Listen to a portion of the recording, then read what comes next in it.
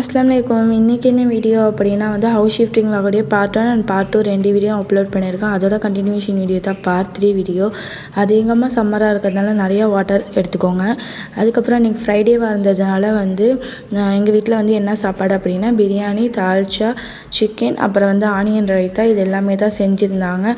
அது எல்லாத்தையும் வந்து சாப்பிட்டாச்சு. நல்லபடியாக அல்ஹம்துலில்லாஹ்னு ஃப்ரைடே ப்ரேயருமே பண்ணிவிட்டு லஞ்சுமே சாப்பிட்டாச்சு. சாப்பிட்டுட்டு வந்து ரொம்ப சம்மராக இருக்கிறதுனால மேக்ஸிமம் அதிகமாக ஐஸ்கிரீம், ஜூஸஸ் இது மாதிரி தான் சாப்பிட்றோம். ஏன்னா இங்கே இருக்கிற நியூ ஹவுஸ்க்கு அதுக்கும் ரொம்பவே சம்மர் தாங்கலை. அதனால் வந்து அதிகமாக ஜூஸஸ், ஐஸ்கிரீம் இப்படி தான் சாப்பிட்டுக்கிட்டு இருக்கோம். அதுக்கப்புறம் இந்த மசாலாஸ் ஆர்கனைஸ் எல்லாமே பண்ணிட்டேன். ஆயில் கேன் எல்லாமே வந்து ரெடி பண்ணியாச்சு. அதை தான் உங்கள்கிட்ட வந்து காட்டலான்ட்டு.